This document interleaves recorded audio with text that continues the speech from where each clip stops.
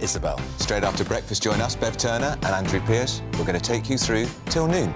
We'll be tackling the big topics of the day, including the things that the other channels just won't talk about. If it's happening here. Wake up to mornings on GB News, the People's Channel. Britain's news channel. I'm Simon Evans. Join me on GB News for Headliners at 11 p.m. What's the scoop? I'll be joined by two of the country's top comedians. That's right. As we take a look at tomorrow's newspapers tonight. We're going to get into trouble. If it's a big story, we'll be covering it. Spill some tea on him. There we go. But we'll also have some fun. I wouldn't stick up a bank.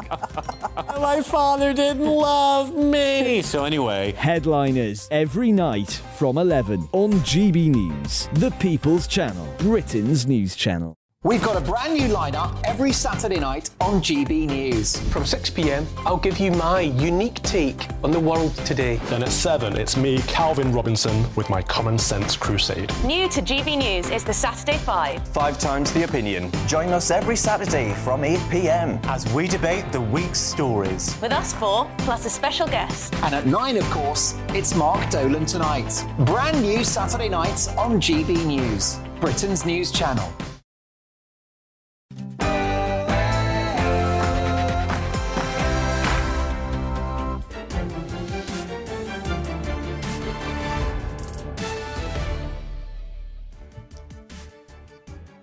Hello, good evening, it's me, Patrick Christys. Unfortunately, no, I am not Jacob Rees-Mogg, but I will do my best to deliver the goods on State of the Nation tonight. It's story time, specifically drag queen story time. The National Education Union has doubled down in an attempt to challenge the so-called heteronormative culture and curriculum that dominates education.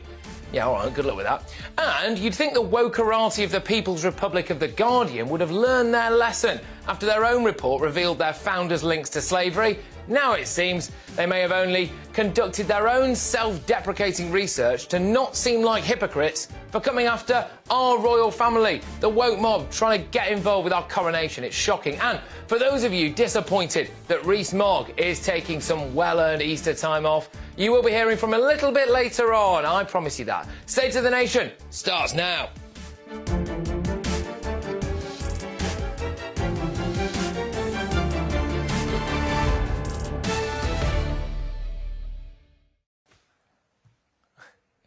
Yes, we're also going to be hearing from my esteemed panel this evening. It's a fabulous one, this. Senior political correspondent at the Daily Express, Christian Cowgie, fan favourite, Housewives favourite, and GB News' very own Nigel Nelson as well. I mean, he's all right as well. As ever, though, I want to hear from you, and it doesn't cost much to keep in touch.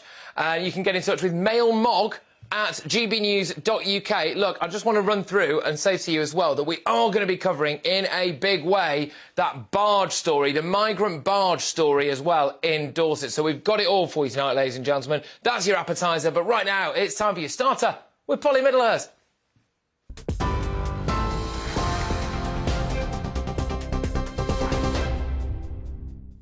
Patrick, thank you, and good evening to you. Our top story on GB News tonight. Well, efforts to weed out hundreds of potentially corrupt police officers from Britain's biggest force are underway. Counter-terrorism officers, along with those who tackle serious organised crime, have been drafted in to help clean up the Metropolitan Police Force. Of more than 1,000 cases, nearly 700 will be assessed, with 200 referred to formal risk management or vetting. Former senior investigating officer at the Met, Simon Harding, says vetting should be an absolute priority. Taken away that kind of process of vetting, which helped identify people at a very early stage. Yes, people would get through. When you cross over from force to force, because you're already sort of branded, if you like, a police officer, the vetting levels aren't necessarily as high as they would be. So, and that can cause a problem. But the intelligence that comes with that person should follow them, obviously, and you should be able to see that. But, you know, I still think there's, and I think everyone does, the level of vetting needs to be much, much stronger. Police in Northern Ireland are warning their officers could be targeted by dissidents in Londonderry on Easter Monday. That's after MI5 raised the terrorism threat level in the country to severe following the shooting of a senior detective, John Caldwell. The PSNI says there's strong intelligence that attacks are being planned. A man who murdered his pregnant wife by pushing her off the edge of Arthur's Seat in Edinburgh has been jailed for 20 years. CCTV images have been released showing Kashif Anwar and Fawzia Javed walking right behind him. The 29-year-old pushed his wife, who was 17 weeks pregnant, down the hill. She fell 50 feet and sustained multiple blunt force injuries. But before dying, she managed to tell a woman nearby that her husband had been behind the attack. There's been more violence on the streets of Paris today as protesters continued to demonstrate against the proposed pension bill. They set fire to one of President Emmanuel Macron's favourite restaurants and clashed with riot police. There have been pockets of violence in France since January, but protests have so far been mostly peaceful until today.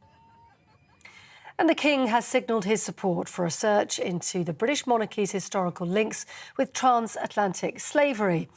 Also today, King Charles and the Queen Consort have been at a Maundy Thursday service in York, where the monarch presented specially minted coins to local people, thanking them for their outstanding Christian service. The royals were greeted by well-wishers mostly, but also by a handful of demonstrators holding banners reading "Not My King." You're up to date on TV, online, DAB+ radio and on the TuneIn app. You're with GB News, the People's Channel. Time now to go back to Patrick, sitting in for Jacob Rees-Mogg.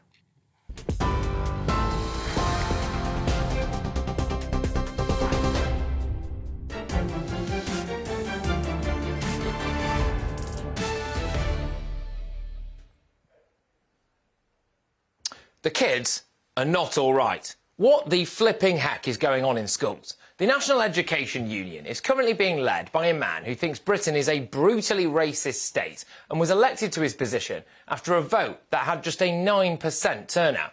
One of the first things to happen then was the NEU called for more drag queens in schools.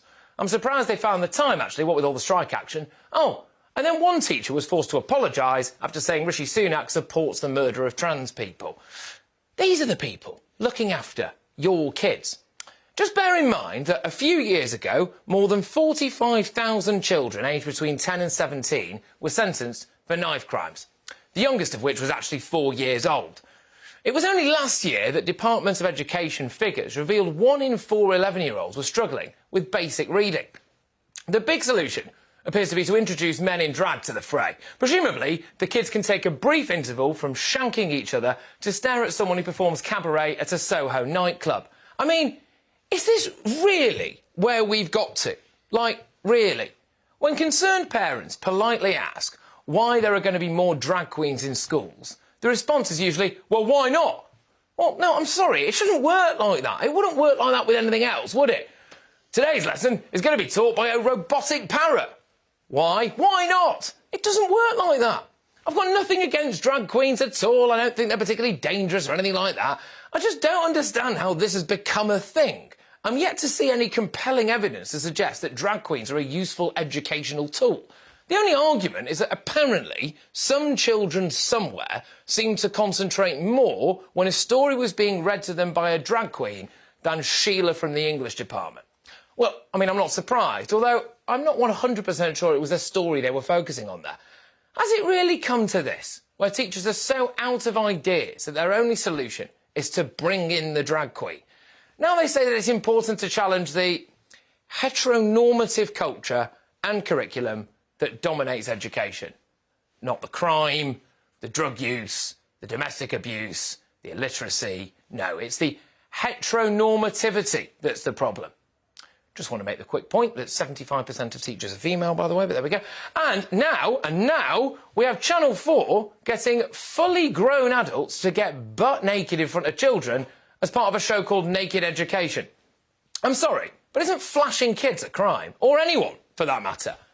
Back in schools now, though, children are allegedly being taught masturbation lessons or being asked about their thoughts on graphic forms of sex. And this all comes from Tory MP Miriam Casey's sex education dossier submitted to the Prime Minister, which prompted an inquiry.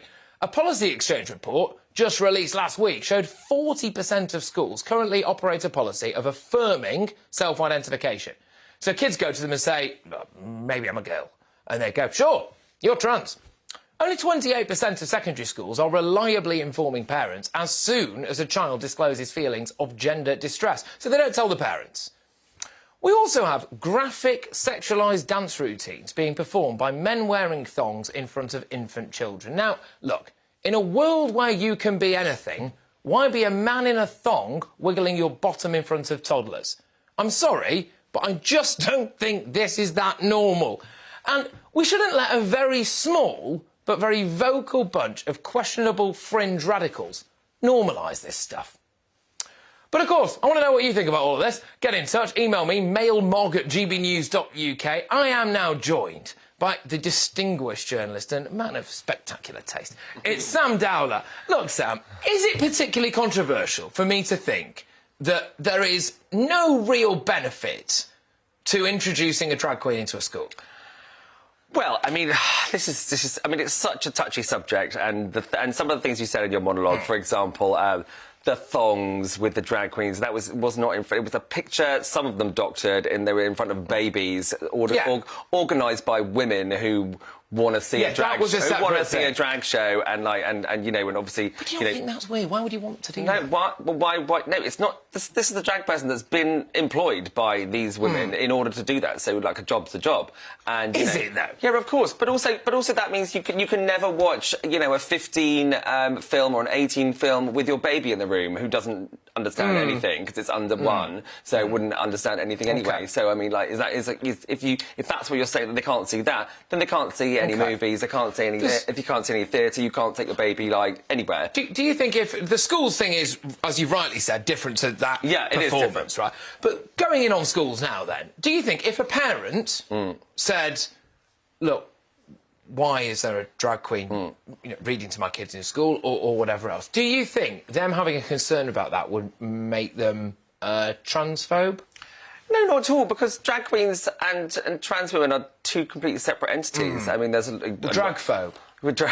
Yeah, but I mean, you're of, you know, probably roughly the same age as me, and, like, you know, do you remember Lily Savage on TV when you were young? Do you know what I mean? I remember Lily Savage when I was young, Dave Medner when I was young, and it was, like, hilarious, and you loved it. So this is no different. It is not somebody coming to us all dressed in with big fake boobs falling out and talking about porn, because like you would, like I said with films, you wouldn't show a child an 18 film, but that you don't ban all films. No, you don't. I think there is a really important distinction in this, which is lost often, maybe by me just then, actually. But the drag queens thing, story time stuff, I look at it, and my overwhelming thing is just why. Like, what is the educational benefit? I mean, if I wanted to go into a school and read to kids, would I have to put a dress on, you know? Well, but this is parents are taking their kids to these things. Well, school, they have to go. But with Drag Queen Story, normally it's like, you know, they take their kids to an event. It's their event. The drag queen is reading from kids' stories. The parents want to go. It's literally none of your business or anybody's business. Like, were you trying to parent their children for them? No, just because they want now. The NEU wants more of them in schools. Yeah, but fine, because they've obviously found it's quite beneficial. Because obviously, because drag queens are colourful. They're fun. Kids love it. It's like you know, it's like panto. It's like clowning. It's just exactly this. It's on the same. It's like drag is an art form. It's not like. Of course, there is some stuff that's over 18, but there's loads of stuff that completely isn't. The important distinction between that side of things and some of the things like the Channel 4 show called A Naked Education. Well, go on, talk to me, because I saw you guffaw a bit there, but I'm sorry, but... Well, I haven't, but that's just classic Channel 4. Well, it's quite a simple concept. I don't know what it's but they used to do things like the boy whose skin fell off, and now it's like, get you out in front of kids. Is it in front of kids? Yes, 14-year-olds. Well, obviously that, you know, you don't want to... Nothing should be... I mean, that's got nothing to do with drag queens, obviously. No, it's not. It's all LGBTQ stuff. This is to do with Channel 4 and and they've always pushed the boundaries. But this, for me, The Word, for example, they've always pushed the boundary. Channel 4. This, for me, is part of an umbrella topic, which is about the potential over-sexualisation of children. Well, that's got nothing to do with drag queens or Drag Story Hour at all. So because you've seen Panto, like everyone's been to see Panto like all of their lives, and that's exactly the same thing. This is like there's like I said, you would take your kids to the cinema, but you wouldn't take them to an 18 certificate film.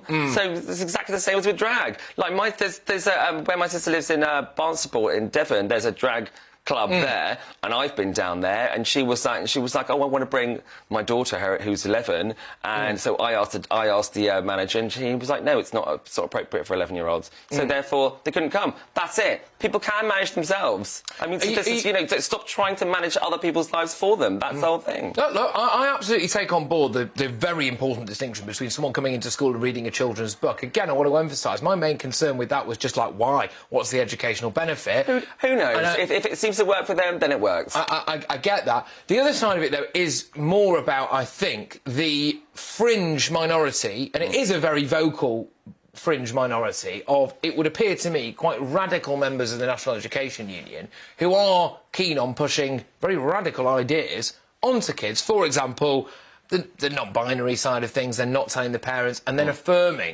just reaffirming a very young child's view that they might be born into the wrong body. And this is where it comes down for me, which is, if a child is 5 or 6 years old and that school, without telling the parents, brings in someone who might then plant that thought in a child's head, and then that child then goes to a teacher a week later and says, I think I might have been born into the wrong body, and then the teacher goes, well, yeah, you might have been, and at no point there is the parent involved, do you not think that's a little bit wrong? Well, it's not really indoctrination to tell a child that, you know, LGBTQ people exist, that you know, that some people have two dads, some people have two mums, you know, sometimes you might feel like, I mean, yeah, I went to quite a religious school, for example, like, I'm assuming you did as well, but did you find yourself indoctrinated into the Christianity faith, like, and you know, and follow it to the hilt? No, of course you didn't. Like, it doesn't matter, like, kids can hear these things, it's just for the very small amount of queer kids, and like yourself as well, who can still throw away a casual homophobia here and there. I'll take offence to that. What you said about Lineker and the rainbow flags? I stand by the fact that Brighton is full of rainbow flags and woke people, etc. Which it is, but but it's to do with teaching kids from a young age that it's fine to be LGBTQ, and like, goodness knows, I could have got. My life would have been a lot easier, especially as a child, and like for reasons you don't want to know about. If that sort of thing was normalised back as a child, so it's not indoctrination. It is just letting people know that it's okay. Could I just draw a bit of a distinction between, if you send your kids to a religious school, the parents know what kind of religious education they're getting. They know what they're maybe being taught. Yeah.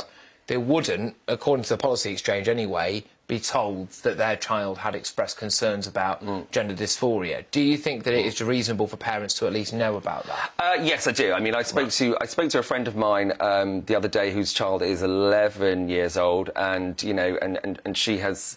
She chooses to use a different name at school, but obviously the school told her about it, and she said that yes, of course, she would prefer to find out from the school. The only time I don't think that the parents need to be told is if there is safeguarding issues. Absolutely. Whereas, you know, as if, you know, they might have, like, raging homophobic parents or something. Well, and like, for a lot of children, like, you know, school is a safe space. So this is essential. So, I mean, God love the teachers. I mean, this must be such a difficult time for so many reasons, like striking and all of this as well. But it's but there is a lot. And then they've got mugs like me coming on the telly and slamming them. You know, I mean, good grief. I don't think you're slamming them, but you're coming from a different sort of rhetoric that I don't think is necessarily true. It is quite a right-wing rhetoric. That is a lot of misinformation in there as well. So I would say talk to the teachers. We haven't got time to take the bones out of drag queens. Well, talk to the teachers, talk to the drag queens. All right, OK. Well, there you go. Look, Sam, thank you very much. Thank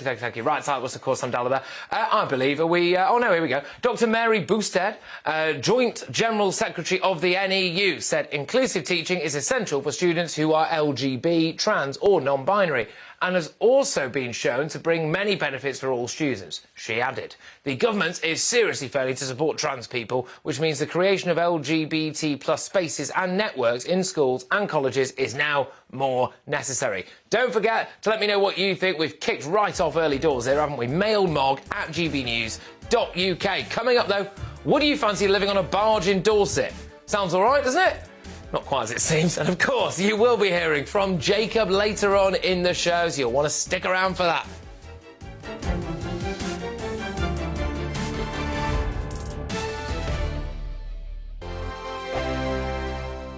It's all about family, being in people's living rooms, all the interaction and getting to know who our viewers and listeners are. When I was young, my dad used to say, Nana, stop arguing. I wanted an outlet that would enable me to give my opinion. People are going through a really hard time right now, and I know that you don't feel like you're being listened to by the establishment. I came to GB News because it's the People's Channel, and I want the audience to have their say on the events of the day. We're dynamic. We do something different. Democracy shows that the wisdom of the nation is in its people. I get to travel to find out what the story is from a personal perspective. The British people aren't fools. We know when we're not being told the full story. We've got to work out how Britain moves forward from this. It's the best country in the world. The establishment had their chance. Now we're here to represent your views. Britain's watching. Britain's watching. Britain's watching. We're proud to be GB News. The People's Channel. Britain's news channel. Hello, I'm Michelle Dewberry, and you can join me every weekday 6 till 7 on Jubes and Kerr. You're an inspiration to us all. Clip that bit up. Well, you are. That's my ringtone. My political ambitions are, those days are gone, I can tell you. She's only teasing. Go on. He's probably going to want to lay down now. I'll give him 2 minutes to have one. Let's respectfully disagree. That's what we like on Jubes and Kerr. Come and join us. GB News, the People's Channel. Michelle Dewberry, weekday evenings at 6 o'clock. Start the day with GB News. We catch up on all the big stories you didn't hear the night before. And take a look at what the world's talking about this morning. That's right, Monday to Thursdays from 6 o'clock. It's Breakfast with Eamon and Isabel. Straight after breakfast, join us, Bev Turner and Andrew Pearce. We're going to take you through till noon. We'll be tackling the big topics of the day, including the things that the other channels just won't talk about. If it's happening here. Wake up to mornings on GB News, the People's Channel. Britain's news channel. I'm Simon Evans. Join me on GB News for Headliners at 11 p.m. What's the scoop? I'll be joined by 2 of the country's top comedians. That's right. As we take a look at tomorrow's newspapers tonight. We're going to get into trouble. If it's a big story, we'll be covering it. Spill some tea on him. There we go. But we'll also have some fun. I wouldn't stick up a bank. My father didn't love me. So anyway. Headliners every night from 11 on GB News, the People's Channel, Britain's news channel. We've got a brand new lineup every Saturday night on GB News. From 6 p.m, I'll give you my unique take on the world today. Then at 7, it's me, Calvin Robinson, with my common sense crusade. New to GB News is the Saturday 5. 5 times the opinion. Join us every Saturday from 8 p.m. as we debate the week's stories. With us 4, plus a special guest. And at 9, of course, it's Mark Dolan Tonight. Brand new Saturday nights on GB News, Britain's news channel.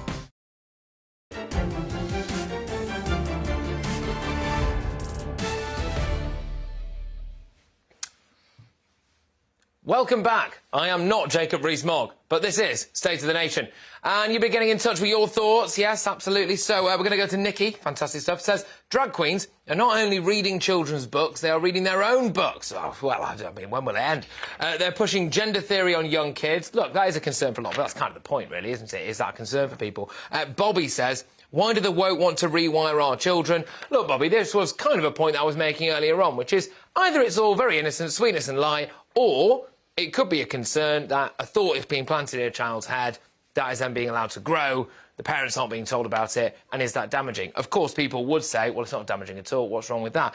Alex says, Patrick, 100% right as usual. And that is very hard for me to disagree with, so thank you very much. Alex, good stuff. That's my kind of email, though. Just take note, OK, everyone? Anyway, right. Now, moving on. The government has announced that around 500 male migrants are to be housed on a barge off the Dorset coast. The 3-storey barge, called the Bibby Stockholm, will be moored in Portland Port near Weymouth for at least 18 months as migrants wait for their asylum claims to be processed. Now, the barge will have around-the-clock security, and the asylum seekers will not be detained and will be free to go into Portland.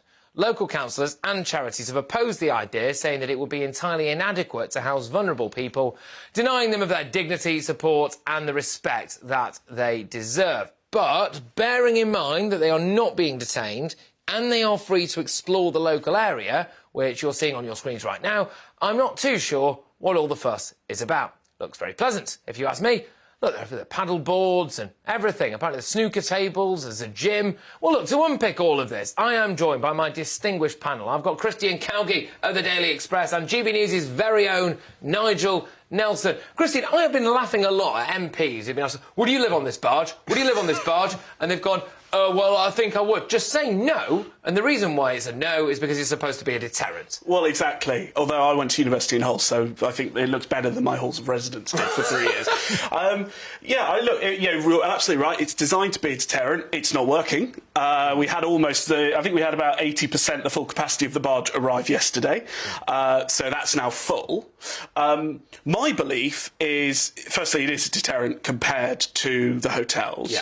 I also think there's a point that a lot of people aren't making, which is, yes, the barge costs money, and yes, the RAF bases cost money, but housing migrants in hotels not only costs money filling up the hotels, but you don't have visitors going to those hotels and spending money in the local area, so there's almost it's a compounded cost, which it won't happen with the barge. Nigel, do local residents have a right to say these people should not be allowed off the ship? They've certainly got a right to say it, but it will go nowhere. They're not prisoners.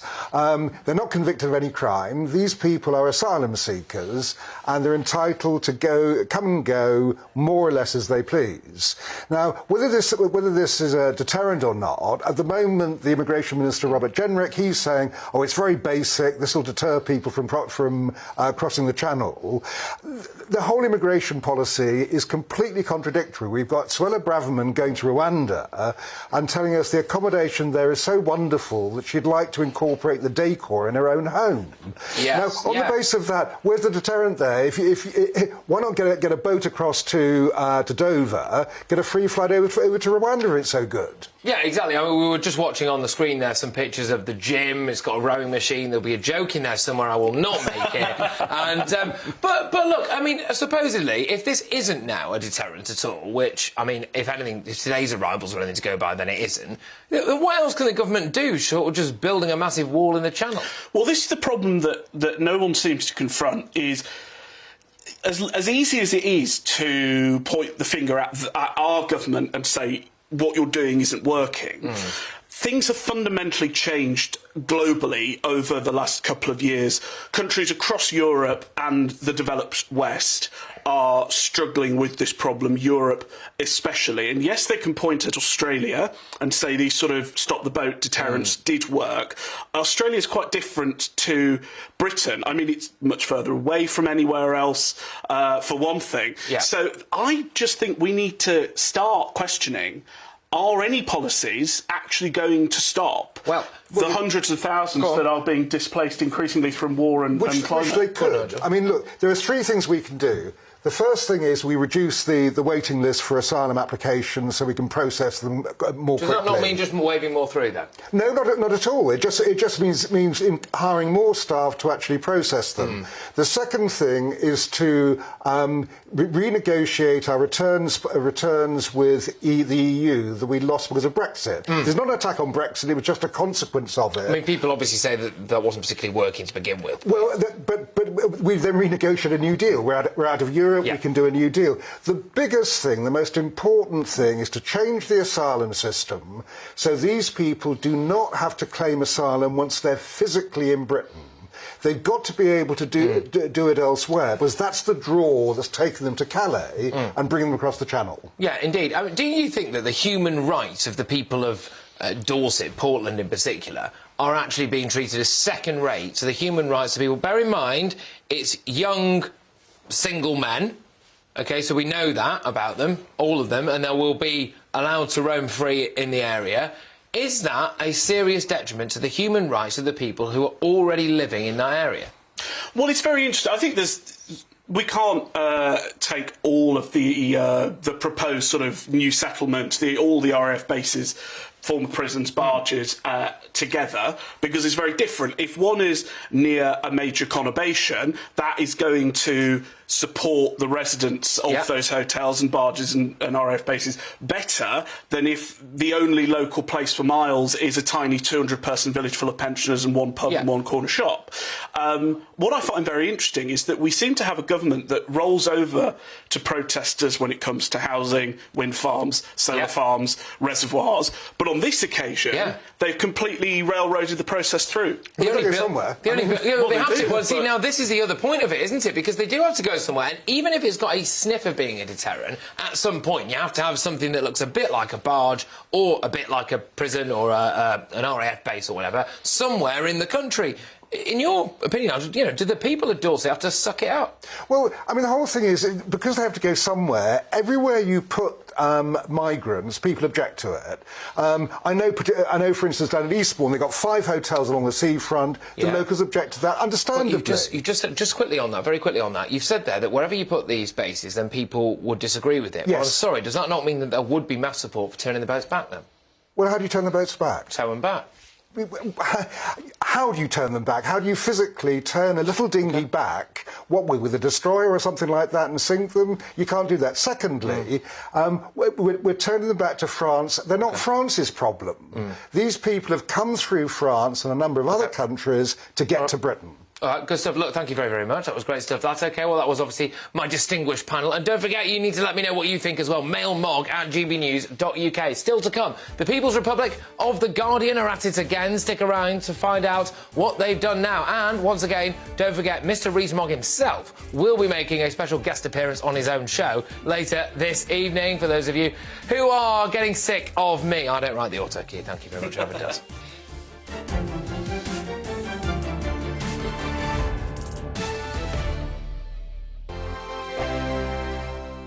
I joined GB News because I was sick and tired of not hearing my views being represented, not just mine, but so many people that I knew and spoke to. I just couldn't get my voice out there. I couldn't say anything, I couldn't do anything. Whatever the narrative was, I kind of had to follow it. GB News is there to provide a voice for those who have been ignored by the establishment media. We think different things, we've got a different style. GB News is here to be optimistic and positive about the future. It's real kind of dynamic and flowing, with the audience very much at the heart of it, like a big family.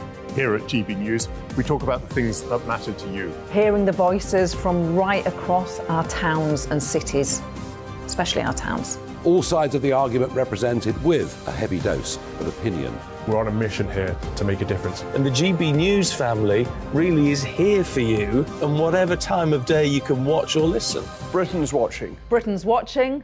We're proud to be GB News. The People's Channel. Britain's news channel. Westminster is going around in ever-decreasing circles, followed by the media. Britain is broken. How on earth did we get into this mess? But more importantly, how do we get out of it? Join me at 7 p.m, Mondays to Thursdays on Farage, here on GB News. We will have open, rational debate. We've got to work out how Britain moves forward from this. Join us here on GB News, the People's Channel. Britain is watching. You've probably seen politicians interviewed 1,000 times, but we do it differently. We find out who they really are, we don't shout, we chat, and hopefully we bring a bit of light, not just heat. Did you know Kate Moss? Apparently. Do you have a pair of jeans or a pair of jeans? No, of course I don't. What would I do with them? My friends are like, oh my God, what's she doing now? Join me every Sunday at 6 for Gloria Meets, only on GB News, the People's Channel, Britain's news channel. I'm Jacob Rees-Mogg, the Member of Parliament for North East Somerset and a former government minister. For years, I've walked the corridors of power in both Westminster and the City of London. I campaigned in the largest democratic vote in our island story. I know this country has so much to be proud of. We need to have the arguments, the discussions on how we make it better. The wisdom of the nation is in its people. Vox Populi, Vox Dei. That's why I'm joining the People's Channel. Join me Monday to Thursday at 8 p.m. on GB News, Britain's news channel. I'm Mark White. As GB News Home and Security Editor, I cover those key issues that are so important to you. Our authorities, our communities doing all they can to combat violent crime. With the public services under unbearable strain, why are we still failing to control our borders? Defence, the first priority of any government, has been continually hollowed out. Can we trust our politicians to protect the armed forces? Join me, Mark White, on GB News.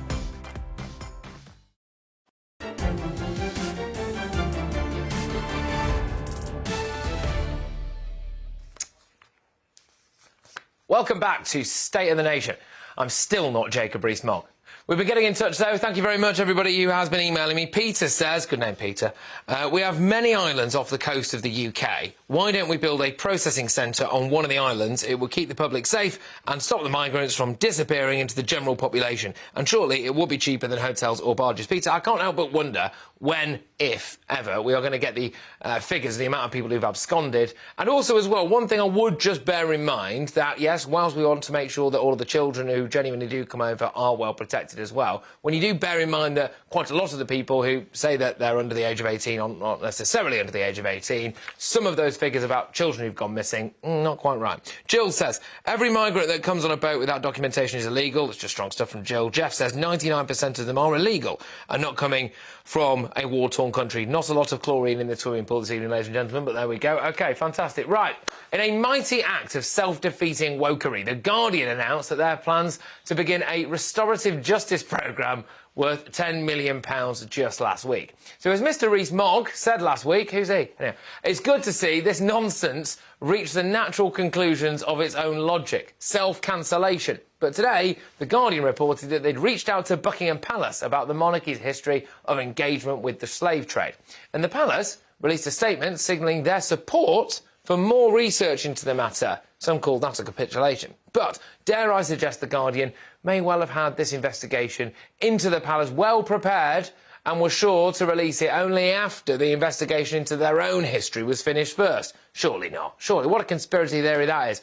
Well, we've contacted them and we await their reply. Still, though, with me is Christian Cowgie of the Daily Express and GB News' very own Nigel Nelson. Nigel, I will start with you on this one then. Do you think that King Charles should be ever in a position to apologise for something that, bear in mind, happened in the 17th century? Yeah, and he already has. He's apologised to Commonwealth countries for the part that Britain played in it. I think that he had no option once the Guardian report came out but to actually say, yeah, I'll have a look now, let's investigate this and see what the royal family were involved with at that time. The question we've all got to ask is that if people like Laura Trevelyan, the former BBC journalist, and her family want to pay 100 grand reparations to Grenada because their family got rich on the back of slaves, that's a matter for them. Question for the rest of us is, how do we feel about the taxpayer being asked to do the same thing? No, absolutely not. And my view is that where we actually, that the hand-wringing should stop when something passes out of living memory and the memory of those close relatives. Absolutely, absolutely. Christian, I believe that you know a thing or two about this. God, I mean, a lot of people, I think, will be quite angry at the idea that King Charles might give in to the woke mob if he says sorry, because where will it end? Well, this is my concern about King Charles, who otherwise I'm completely happy with. He does have a tendency to give an inch every so often to these sort of left-wing groups, whether it's around specific details to do the coronation, whether it's about spending on the royal family, whether it's about the environment, and now on slavery. And the problem with these things is once you give an inch, they take a mile. And it's very easy for King Charles to say, yes, we'll look into slavery. OK, well, what if the report comes back and says the royal family made how many X billion out of that? Well, then they're going to be asking for reparations. Exactly. And the problem with that is when King Charles doesn't give them, he hasn't won anyone over. Yeah. He's just lost, I'd say, ordinary Brits who don't care about this because it was centuries ago. Yeah. So that, you know, with institutions like the royal family, with Parliament, it's all very well occasionally appeasing the left, but you're never going to win them over, and you lose a hell of a lot of ordinary people along the way. But wouldn't the uproar have been greater, Christian, if he'd said, no, I'm not going to look into it? I mean, it just seems to me he was back into a corner. Never complain. Royal family keeps dumb. I don't think on a thing like this. I mean, this is where the debate in this country has become terribly polarised, and slavery is just one of those issues as well, where everyone is on the extreme of it. There's no kind of middle ground.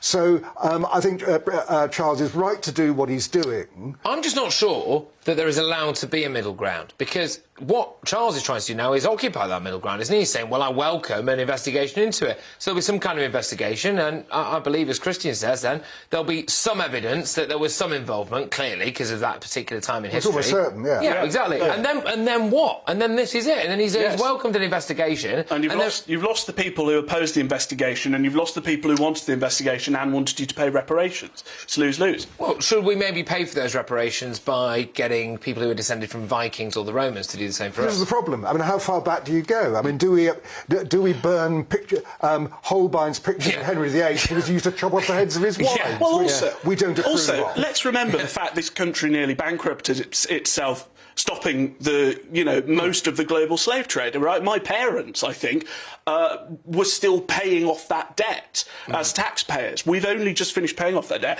I actually think that whilst I think we paid our debts. Frankly, yes, there are individual examples. Individual families who might want to give back. But that's a personal choice. Country, that's a personal choice. Do you think that we need to confront the elephant in the room here, which is that publications like The Guardian probably don't like the monarchy very much, and they might be doing this now to try to ruin the coronation? No, I don't. I think that's unfair. This is. I think it's quite a good story. It's quite a good story that the royal family were involved in slavery. I think they put it to the royal family. They've got the reply from Charles to have a look into it. From my point of view, that as a journalist, I'd have been happy to write that story too. Good stuff. All right. Well, look, both of you, thank you very much as ever. Up next, we are going to be hearing, believe it or not, from Jacob himself. Well, so he's turned up for the end, has he? Fantastic. All right, good stuff. I've been wondering where he is. It's the moment that you've all been waiting for, the moment that you'll have a well-deserved break from me. Who writes this?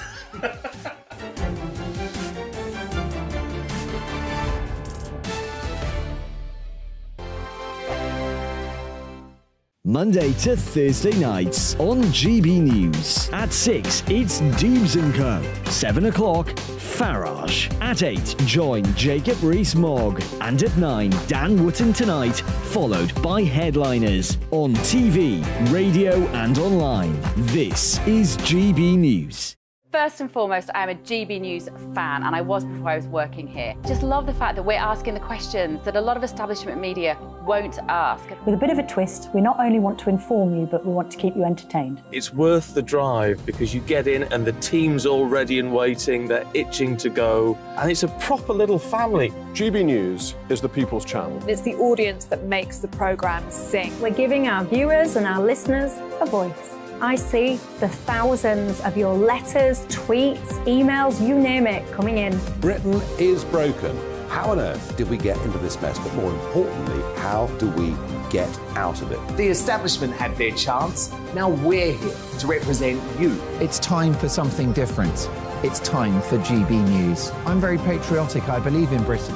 Our best days lie ahead. Britain's watching. Britain's watching. Join us here on GB News. The People's Channel. Britain's news channel.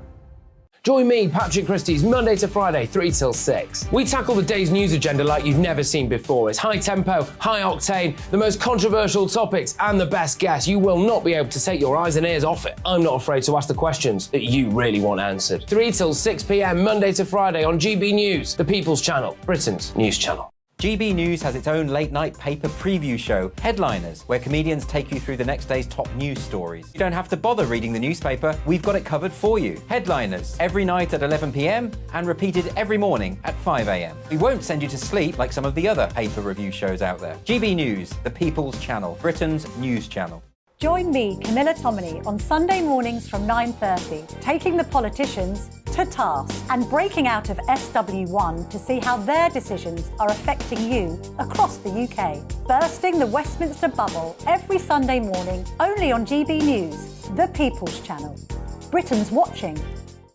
I'm Michael Portillo. Join me on GB News on a Sunday morning for topical discussion, debate, arts and culture, and sometimes even ethical dilemmas. I don't always agree with you, Michael.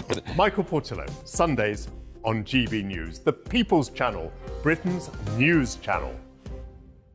I'm Andrew Doyle.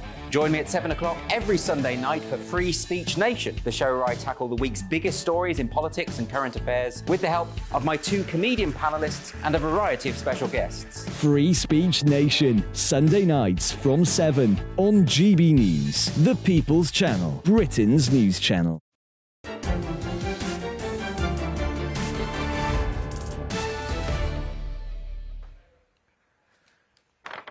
Welcome back to State of the Nation tonight, though, hosted by me, Patrick Christie's, and loads of you have been getting in touch, so thank you very much. I've got some emails hot off the press here. We covered a range of topics tonight, didn't we?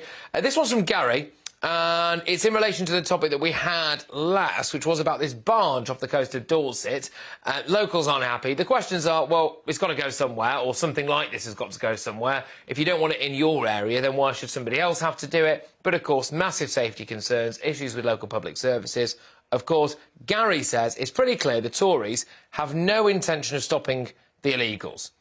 If there was, then they would have come out of the ECHR years ago. Well, I suppose they've always got that in the back pocket. Gary, I get what you mean. I think they're going to really be testing the absolute maximum of what they can do without coming out of the ECHR and just deporting loads of people. But the problem, again, with that, I think, is that, as Jamie alludes to, let's celebrate our King's coronation and have some joy in the UK for a change. And, Jamie, that ties in with what Gary said, because, Gary, if we left the ECHR, and we'd do that, wouldn't we, Gary, just so that we could basically deport more people, well, then loads of people who already tear Britain down left, right and centre, including this latest madness about King Charles in some way having to apologise for links to the slave trade that dates back to the mid-1600s. Well, they'd be up in arms, wouldn't they? So we couldn't be able to appease them.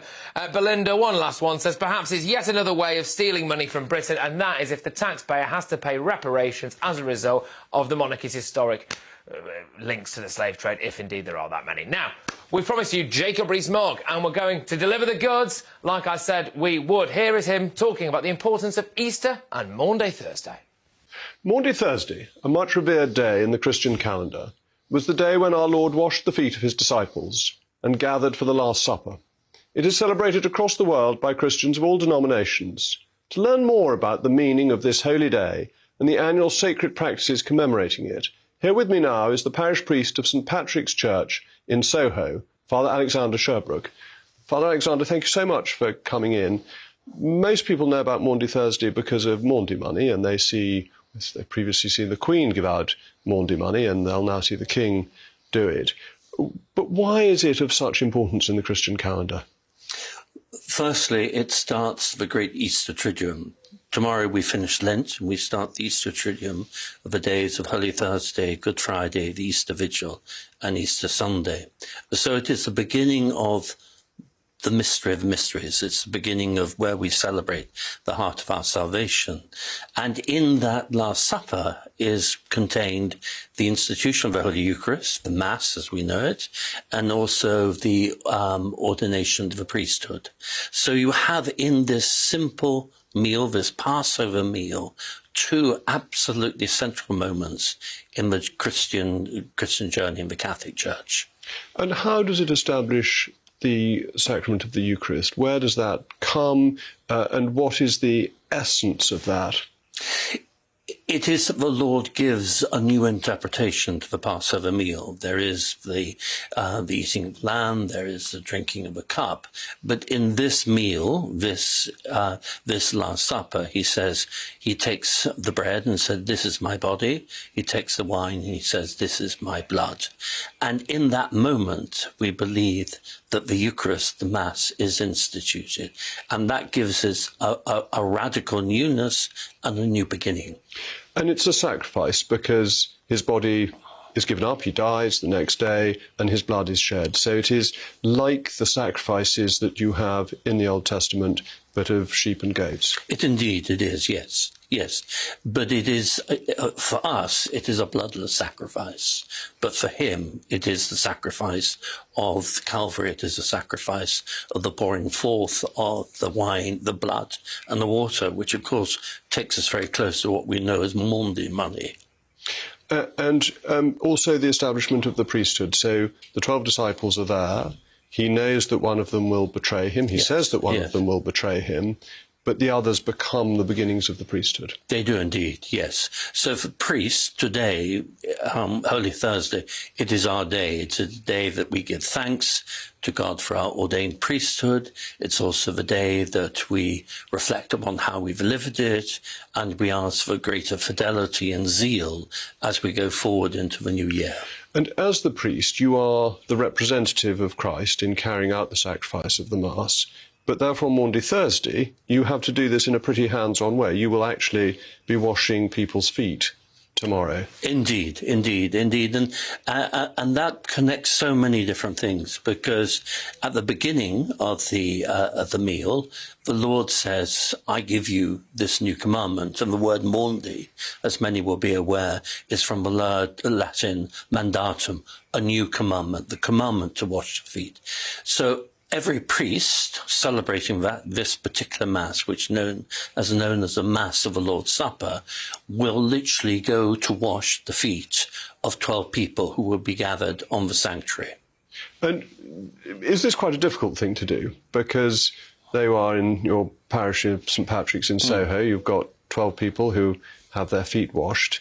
This is not something you normally have to do. Do you find it uncomfortable, or is it such an important part of your ministry?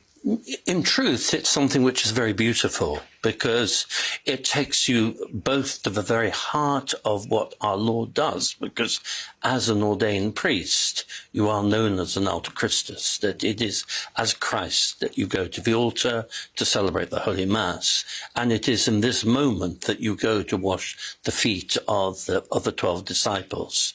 And there's a beautiful little part to that. When Maundy money is given, there's always given a posy of flowers, and in that posy of flowers there will be sweet-smelling herbs like lavender or rosemary. And the wonderful moments when Prince Philip was given this posy of flowers after Her Majesty the Queen gave out Maundy money, and those herbs were deliberately designed to take away, shall we say, the odour of the feet of the 12 men who had their feet washed. Because monarchs did this as a sign of humility until the reign of James II, who was the last king to do this. They did, and there's a beautiful account of how he did it.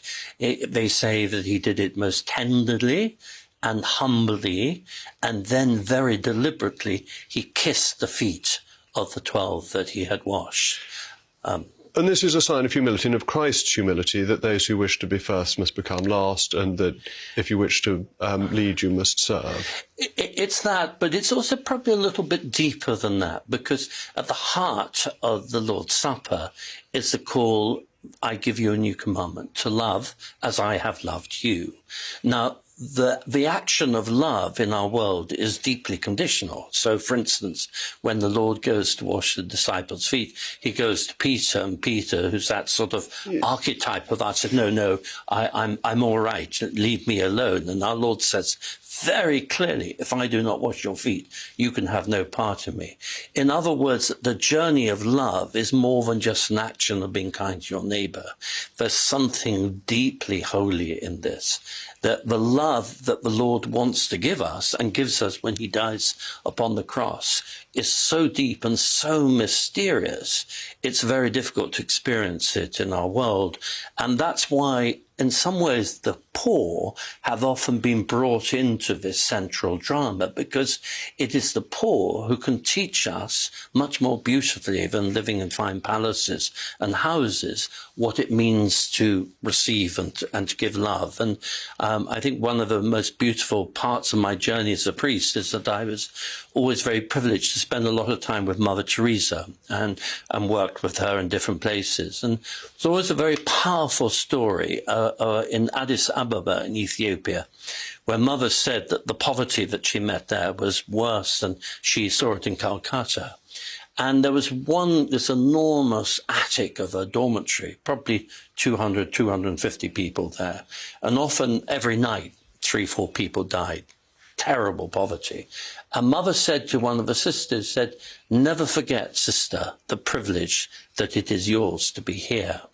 Because what happens in that moment of such terrible squalor, and she knew it better than most, is that you see the purity of the love of God. And a poor person, in a sense, who has nothing or has very little, can understand the motions of love, the movement of love. And I think over the years, why the church and priests have gone to the poor is it's there that they see the purity of Christ's love. And the unconditionality of it, because Christ knows that all of the 12 will abandon him in the next few hours, and that one of them will betray him, but nonetheless he washes all their feet, even though he is about to go to the agony in the garden and all that follows from that. Indeed. And of course, so often when people say to you, well, how can you belong to a church which is full of scandalous behaviour? And you simply say, well, the Lord did pick Judas. He knew that he was a bad one, but he also gave him free will and hope that he would reform and change. So for all of us, there is that imperfection. And as priests, when we go to wash the feet of the 12 on Holy Thursday, there is something deeply humbling about it, because we know that we do it as Christ, but also we know to the very bottom of our being that we're not worthy of this, that we have no right to do this. But Christ has used us, as he used Peter, James and John, full of fallibility and full of mistakes, to share in his priesthood. And immediately after supper, there's the agony in the garden, and you will commemorate that by adoration of the Blessed Sacrament until midnight. Till midnight, yeah. And Christ is praying, is asking, may this cup pass me by, and the disciples fall asleep. So again, in his hour of need, they're abandoning him, even though he has shown them such great love. Indeed, but in a sense, if we never fail, we can never understand the grace of God, the need of God's grace. And that time of adoration from after the Mass of the Lord's Supper to midnight is a very beautiful time. If you happen to be near a church where they do it, go and visit, and you will fall asleep, and the benches are uncomfortable. But as you listen to the words of Scripture, will you not stay 1 hour and pray with me? Stay awake and pray with me. It draws you deep into the mysteries of his love. Well, Father, thank you so much. I think that's been a beautiful explanation of what will happen on Maundy Thursday and how fundamental it is to the institutions of Christianity, to the sacraments that our Lord left for us and for our support. Thank you very much. Thank you very much. Bless you. Oh, it was really heartwarming, that, wasn't it? All right, everybody. Well, look, thank you very much for putting up with me tonight. Jacob will be back next week. I will be on your telly doing my usual slot at 3 p.m. tomorrow. Hello again, it's Aidan McGivern here from the Met Office. A fine start to this long weekend.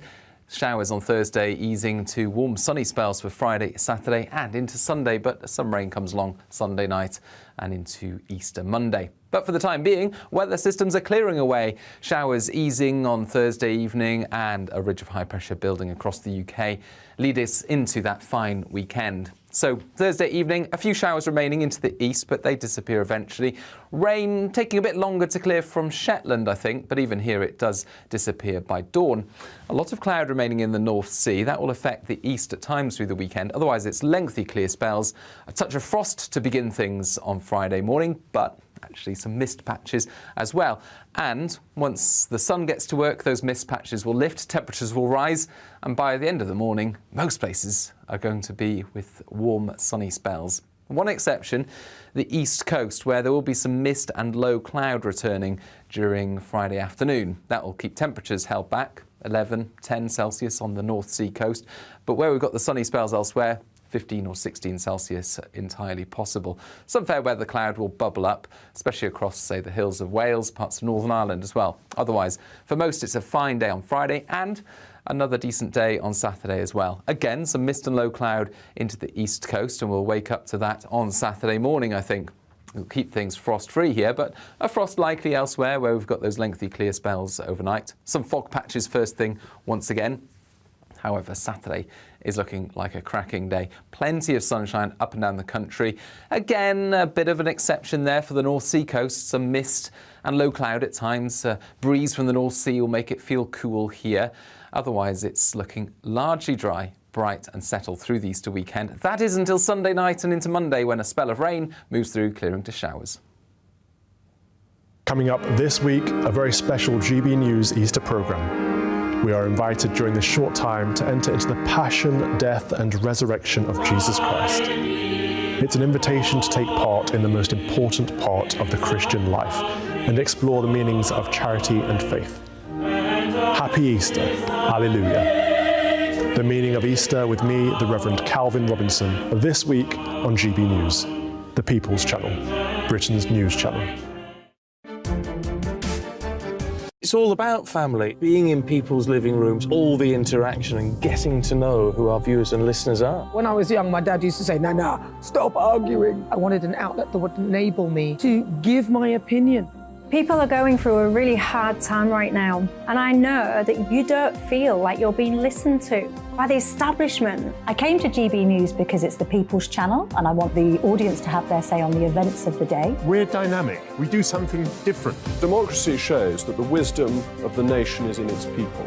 I get to travel to find out what the story is from a personal perspective. The British people aren't fools. We know when we're not being told the full story. We've got to work out how Britain moves forward from this.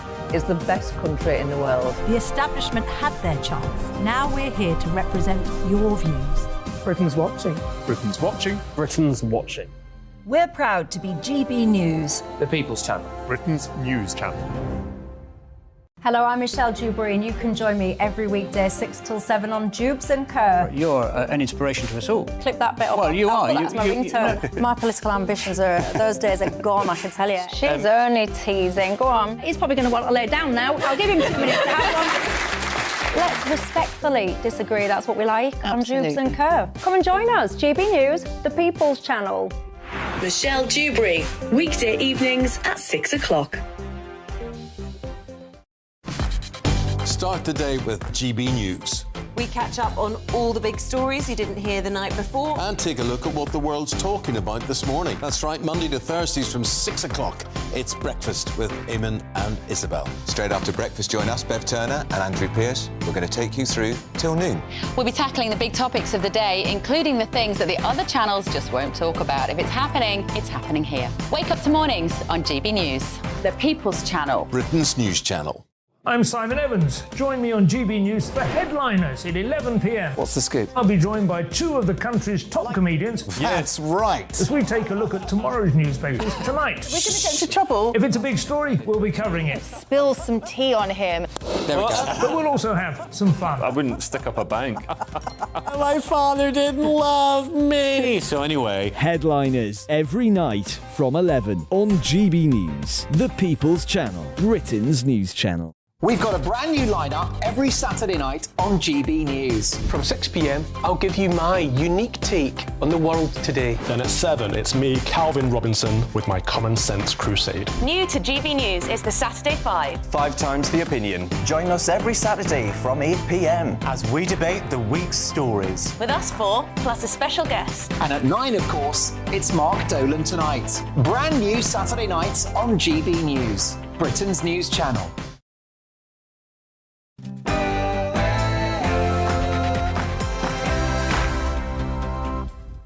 No spin, no bias, no censorship. I'm Dan Wootton. Tonight, King Charles falls into the Guardian's trap and announces his support for an investigation into his family's historic links to slavery, opening the door to damaging reparations. In my digest next, I'll explain why our monarch needs to wise up to the nefarious forces behind this campaign or risk destroying